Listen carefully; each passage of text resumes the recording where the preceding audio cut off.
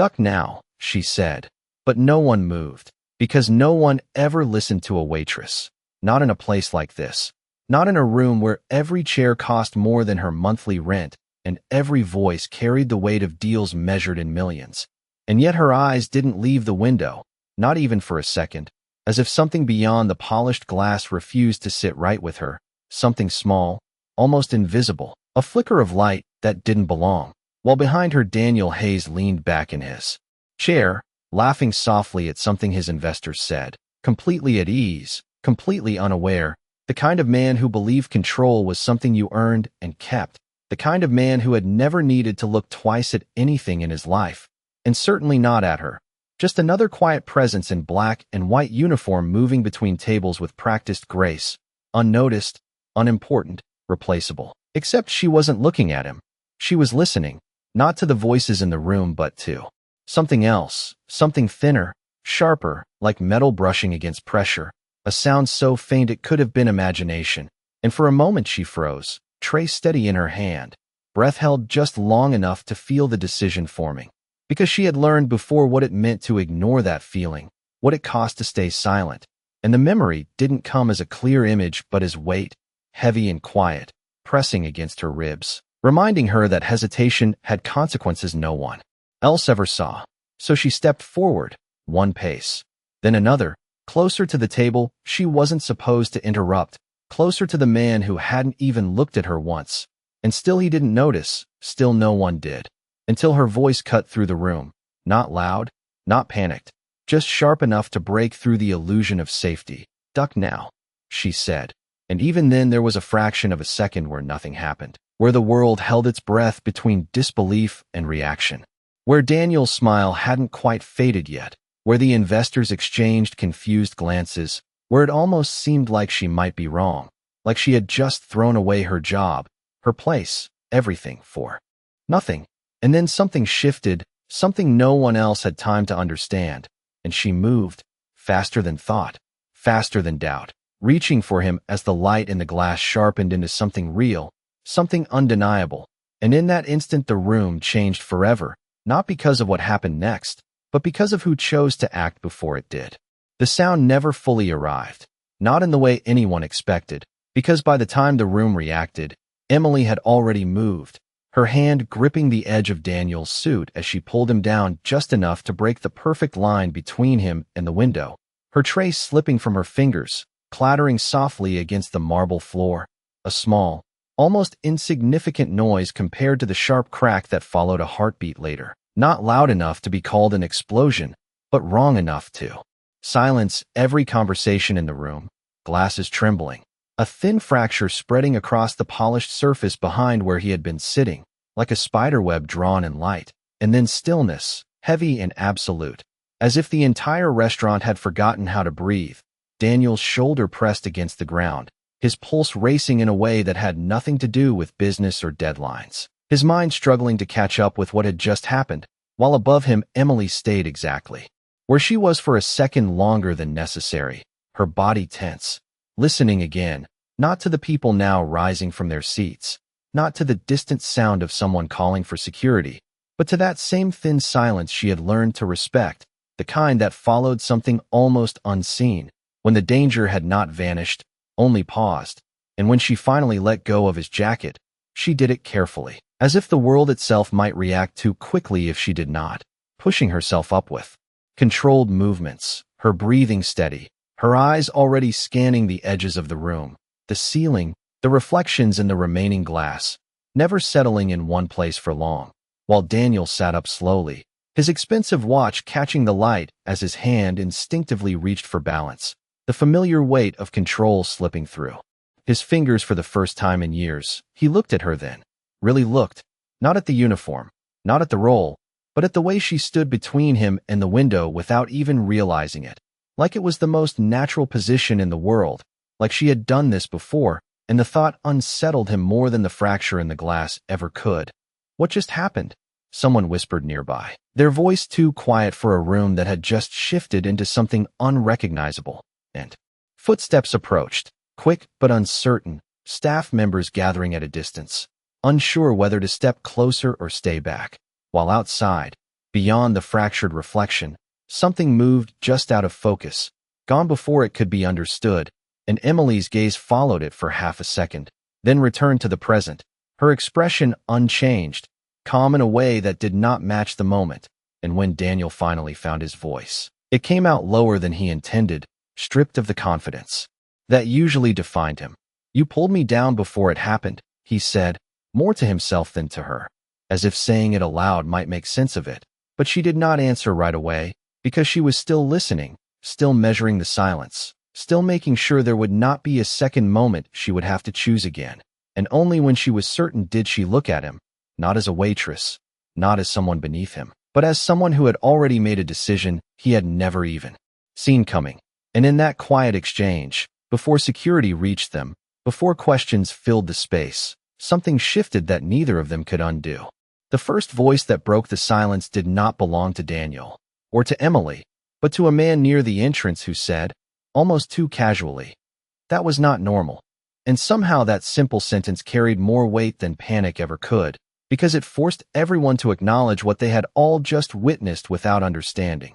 While security finally pushed through the crowd, their movements sharp but controlled, eyes scanning the fractured glass, the angles, the reflections, trying to piece together something that refused to reveal itself easily. And Daniel remained seated for a moment longer than necessary, not because he could not stand, but because standing would mean returning to the version of himself that believed he was always in control, and that version no longer felt accurate, not after the way his body had reacted when she pulled him down, not after the way his mind had gone blank for that single second when everything depended on someone he had not even noticed before. And when he did stand, it was slower, more deliberate, his gaze never leaving her, as if looking away might cause him to lose something he had just found without realizing it. While Emily had already stepped back, not retreating, but repositioning, placing distance between herself and the center of attention, her hands now empty, her posture composed, blending once again into the quiet rhythm of the room, even as that rhythm struggled to return. Because she understood something the others did not, that moments like this did not need noise to become important. They only needed one person to act when no one else would. And a security officer approached Daniel, asking questions in a tone that suggested urgency without panic. "Sir, did you notice anything unusual before this happened?" And Daniel opened his mouth to answer.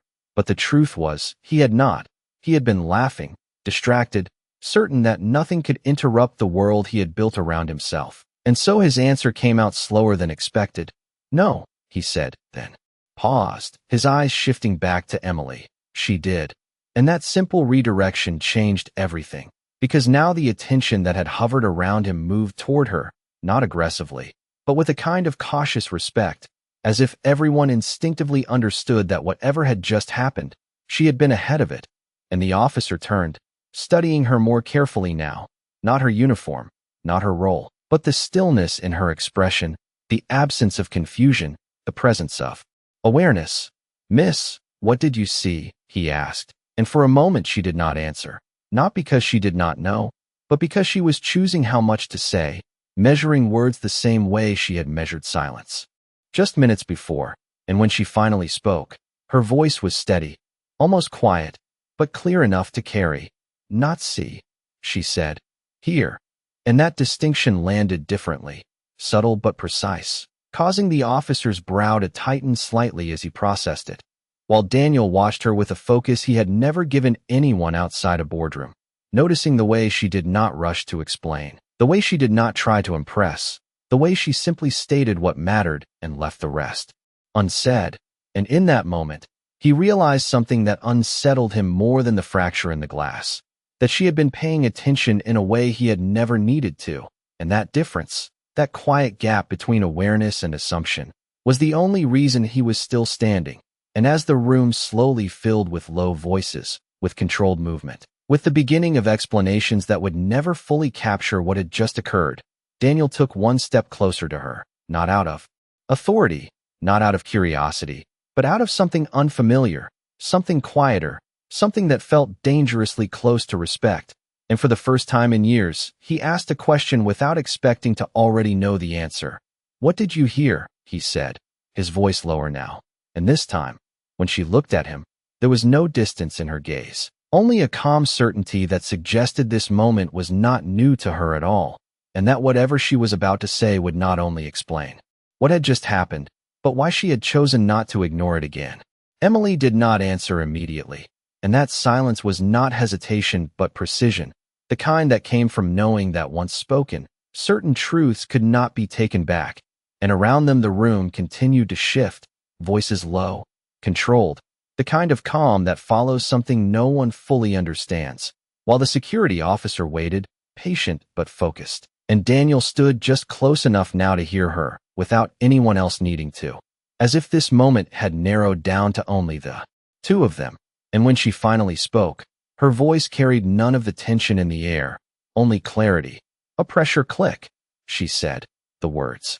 Simple, almost too simple for what they implied, and the officer frowned slightly, not dismissing it, but not fully grasping it either, while Daniel's expression changed, not into recognition, but into realization that there was more beneath what she was saying than the words themselves. And Emily continued, not explaining, not performing, just stating what mattered. It repeats when something is set, not when it breaks.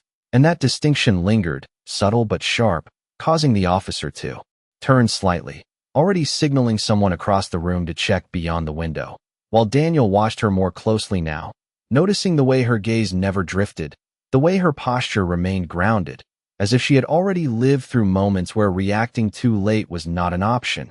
And for the first time, he wondered not what she did now, but what she had done before this. What kind of life trained someone to recognize something no one else even heard? And the thought unsettled him, in a way that had nothing to do with fear, because it suggested that the world he moved through so confidently was only one version of reality, not the only one. And Emily shifted her weight slightly, not stepping back, but aligning herself with the edge of the table, her eyes briefly flicking toward the fractured glass again, not with concern, but with confirmation, as if she was checking a pattern rather than reacting to a surprise. And when she spoke again, it was softer, almost to herself. It was timed, and that word carried differently, heavier, enough for the officer to catch it and turn fully now, his attention sharpening. Timed how? He asked, and this time she paused longer, not because she did not know, but because she was choosing how much to reveal in a room that was not built for truths like this, and Daniel felt it, that boundary, that invisible line she was drawing, not out of secrecy, but out of control, the same control he thought he understood, now reflected in a way he did not recognize. And before she answered, her eyes met his again, steady, unshaken, and in that brief moment, something passed between them, not words, not explanation, but an understanding that whatever she was about to say was not meant for everyone. And when she finally spoke, her voice was calm, almost quiet, but it landed with more weight than anything else in the room. It was not random, she said, and the officer straightened, already processing the implication, while Daniel felt something colder settle beneath his ribs, not fear, but awareness, because random meant accident, and this was not that. And as the room continued to move around them, as people searched for answers and structure, Emily remained still, grounded in a certainty that did not need confirmation, and Daniel realized that for her, this moment was not chaos, it was familiar, and that realization changed the question he had been about to ask, because now he was no longer wondering what had happened, but who she really was before she ever stepped into this room. The word lingered in the air longer than it should have, not random. And suddenly everything in the room felt different, not louder, not more chaotic, but sharper, as if every detail now carried weight it did not have before, and Daniel felt it settle somewhere deeper than logic, a quiet shift that told him this was no longer just an incident to be handled and forgotten, but something intentional, something directed. And for a man who built his entire life on control, that realization did not sit easily, while across from him Emily remained still, not tense, not alarmed, just aware, the way someone stands when they already understand the shape of a problem before others even recognize it exists. And the officer stepped aside slightly, speaking into his radio in low, precise tones, relaying information that now carried a different urgency, while other staff members began guiding guests away from the immediate area, their movements careful, controlled, as if trying to preserve a sense of calm that was already slipping through the cracks, and Daniel watched all of it unfold with a detachment that felt unfamiliar, because for once, he was not the one directing the outcome.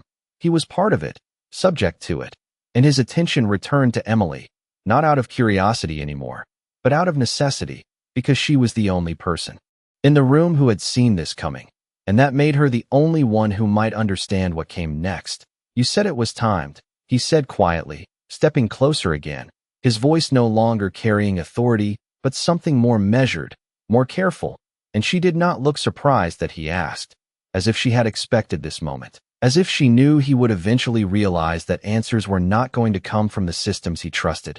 And when she responded, her tone remained even, but there was something beneath it now, something heavier, something that hinted at memory rather than observation. "It happens in patterns," she said, not explaining further right away, letting the words settle the way they needed to, and Daniel frowned slightly, not in confusion, but in the effort to adjust, to think in a way he was not used to, because patterns implied repetition, and repetition implied history. And history meant this was not the first time, and that thought tightened something in his chest, not fear, but awareness of a gap in his understanding, while Emily's gaze shifted briefly toward the entrance, then back to the window, mapping the space in a way that felt deliberate, almost instinctive, and when she continued, her voice lowered just enough that only he could hear. "First, a signal," she said, "then a delay." And she paused, not for effect, but because the next part mattered more than the rest. Then the moment, and Daniel felt the weight of those words settle, in a way he could not ignore, because he had lived his life believing moments were created, controlled, negotiated, but she was describing something else entirely, something that unfolded whether you were ready or not. And he looked at her differently now, not as someone who had simply reacted quickly, but as someone who understood timing in a way he never had. And for the first time, a question formed that had nothing to do with what had just happened, but everything to do with her. "How do you know that?" he asked, his voice quieter than before, and this time, she did not answer immediately, her eyes holding his for a brief second longer than necessary. And in that silence, he understood something, without her saying it, that this knowledge did not come from training alone. It came from experience, from a moment somewhere in her past where the pattern had completed itself without her intervening, and whatever had happened then had stayed with her, shaping the way she listened, the way she watched, the way she chose to act. And when she finally spoke, it was not an explanation, not a story, just a single sentence that carried more weight than anything else she had said so far. "Because once," she said softly, "I waited too long." And she did not elaborate. She did not need to, because the meaning was already there, clear and unspoken, and Daniel felt it settle in a place he could not easily ignore, not as information, but as something closer to respect, because in that moment, he realized that what she had done was not instinct. It was a decision, and decisions like that did not come from nowhere. They came from knowing exactly what it cost to hesitate, and as the room continued to move around them, as voices filled the space with plans and procedures, Daniel understood that whatever had just begun here was not over, and that the only person who had seen the beginning of it clearly was standing right in front of him, still calm, still quiet, as if she was already listening for what came next. The sentence stayed between them longer than anything else that had been said, not loud, not dramatic, but impossible to ignore. And Daniel did not respond right away because for the first time in a very long time he was not thinking about what to say next. He was thinking about what he had missed before, about how many signals in his life he had dismissed simply because they did not fit into the structure he trusted. And around them the room continued to shift into something more controlled, more organized, security moving with purpose now, voices quieter, sharper, the kind of efficiency that comes after uncertainty begins to settle into understanding, while outside the fractured glass reflected a distorted version of the city beyond, lights bending, angles breaking, nothing quite aligning the way it should, and Emily's gaze lingered there for just a second before returning inward, not distracted, not unsettled, just confirming, as if she was checking whether the pattern had completed or if it was still unfolding. And Daniel noticed it. The way she never fully relaxed, the way her awareness extended beyond the obvious, and it unsettled him in a way he could not define, because it suggested that what had just happened was not an isolated moment, but part of something larger, something she was already anticipating, and that realization shifted his perspective again, from reaction to preparation, from confusion to a quiet, growing understanding that this was not over. "If it is a pattern," he said slowly, his voice measured, no longer carrying the certainty it once did, "then this was only the first." And the words felt unfamiliar coming from him, like admitting a variable he could not control, and Emily did not correct him, did not soften the implication. She simply met his gaze and gave the smallest nod, not dramatic, not urgent, just enough to confirm what he already knew. And that was when he felt it, not fear, but something closer to awareness sharpening into focus, the kind that forces you to see the world differently, whether you want to or not. And for a moment neither of them spoke, not because there was nothing to say, but because anything said too quickly would miss the weight of what had just been understood.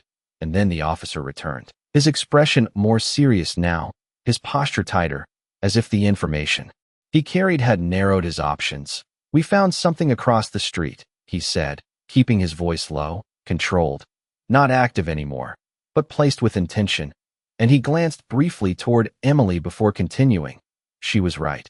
And that confirmation shifted the room again, subtle but undeniable, because now this was no longer speculation, it was fact, and Daniel absorbed it without looking away from her, because the confirmation did not surprise him, not after everything she had already shown, and yet it changed something deeper, something internal, because it forced him to accept that the person who had understood the situation first was not someone from his world, not someone from his network, not someone he would have ever considered an asset. And that realization carried a quiet weight he could not dismiss. While Emily remained composed, her reaction minimal, as if confirmation did not change the outcome, only clarified it. And when she finally spoke again, her voice was softer now, but no less certain. "Then we do not have much time," she said, not as a warning, not as an alarm, but as a statement of fact, and Daniel felt it immediately, the shift from past to future, from what had happened to what might come next. And for the first time, he did not look to his security team. He did not reach for his phone. He did not default to the systems that had always given him answers. Instead, he looked at her, directly, fully, as if recognizing that whatever came next, she would see it before anyone else. And the thought was not comfortable, not easy, but it was clear, and clarity, he realized, did not always come from power. Sometimes it came from the person who had already learned what it meant to be too late. And as the room continued to reorganize around them, as plans began to form and questions filled the space, Daniel made a quiet decision, not spoken, not announced, but firm, that he would not ignore that difference again, because this time, he had seen what it looked like when someone chose to act before the moment arrived, and he understood now that the next moment was already on its way. The room had settled into a fragile rhythm, controlled but not calm, the kind of stillness that only existed because everyone was trying not to disturb what they did not fully understand, and Daniel felt it pressing in from all sides, the quiet urgency, the measured movements, the awareness that something had already begun and might not be finished, while across from him Emily remained exactly as she had been, grounded, attentive, her presence unchanged by the shift around her, and that contrast stood out more now than anything else, because she was not reacting to the situation, she was anticipating it, and that difference was no longer subtle, it was defining. And as the officer stepped away to coordinate with his team, Daniel leaned slightly closer, lowering his voice without realizing it, as if the space between them required a different kind of conversation. "What happens after the moment?" he asked, not as a challenge, not as a test, but as someone trying to understand a pattern he had never been taught to see. And Emily's eyes held his for a second, steady, evaluating, not him, but the question itself. And when she answered, her tone was calm, but there was something deeper beneath it now, something shaped by memory rather than theory. "People assume it is over," she said, and that sentence landed with a quiet weight, because it sounded less like an observation and more like a warning, and Daniel felt it immediately, the shift from thinking about what had already happened to what might still be coming.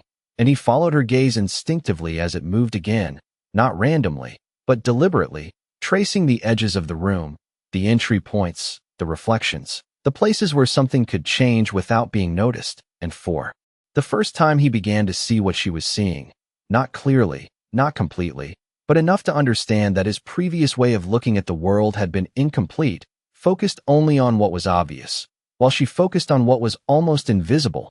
And that realization unsettled him in a way he could not dismiss, because it meant that everything he relied on might not be enough in a moment like this. And Emily shifted slightly, just one step to the side, adjusting her position without drawing attention, aligning herself with a different angle of the room. And Daniel noticed it, the subtle calculation, the quiet repositioning. And it struck him that she was not waiting for instructions, not looking for direction. She was already moving within the situation as if she understood its structure, and that understanding was something he did not have. And for a moment he considered asking more, pressing for answers. But something stopped him, not uncertainty, but recognition, that this was not a conversation that could be rushed, that whatever she knew came from somewhere that did not translate easily into explanations. And instead he watched, observed, the same way she had been doing from the beginning. And the shift was small but significant, because for the first time, he was not trying to control the moment. He was trying to understand it. And as that realization settled, the officer's voice returned, sharper now, cutting through the controlled atmosphere. "We are expanding the perimeter," he said, addressing no one and everyone at once, "until we confirm there is no secondary placement." And the phrase hung in the air, subtle but heavy, confirming what Emily had already implied, that this was not finished. And Daniel felt the truth of it before he even processed the words, because he had already begun to see the pattern she described, the signal, the delay, the moment, and now something after, something that required attention before it revealed itself fully. And he turned back to her, not out of habit, but out of instinct, because she was already looking toward the entrance again, her expression unchanged, her awareness extended beyond the visible. And in that quiet exchange, without words, he understood something that shifted everything.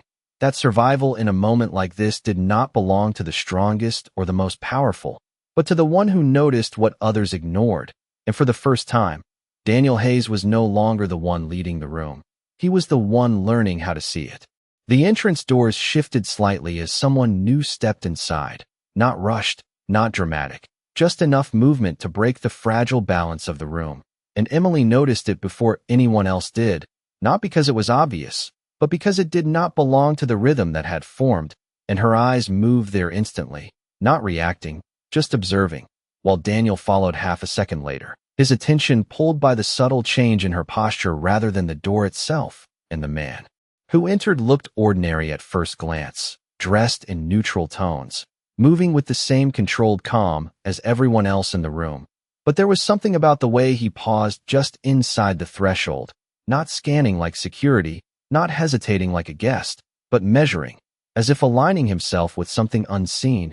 And Emily's fingers tightened, slightly at her side, not enough for anyone else to notice, but enough for Daniel to catch it now that he knew what to look for. And in that moment, the pattern she had described shifted from theory into reality again. The signal had already passed, the delay had already unfolded, and now something else was about to take shape. And Daniel felt it before he could explain it, a quiet tightening in the air, not loud, not chaotic, just wrong. And he stepped half a pace closer to her without thinking, not out of fear, but out of recognition that wherever she focused, something mattered. And the man at the door took a few steps forward, blending into the space with deliberate ease, his gaze not fixed on anything in particular, yet somehow aware of everything. And Emily's voice came just low enough that only Daniel could hear. "Do not look at him directly," she said, and the instruction landed without explanation, precise and immediate. And for the first time in his life, Daniel did not question it. He simply adjusted, letting his gaze drift naturally while his awareness sharpened. And the shift was subtle but powerful, because now he was not just seeing the room, he was reading it, the way she did, noticing the angles, the reflections, the small inconsistencies that did not belong. And the man moved closer to the center, stopping near a column where the fractured glass reflected only fragments of his outline, never fully clear. And Emily took one small step sideways, aligning herself with a different angle again, positioning without drawing attention, and Daniel mirrored her instinctively. Not perfectly, but enough to feel the difference, enough to understand that this was not random movement. This was placement, and the officer's voice echoed faintly from across the room.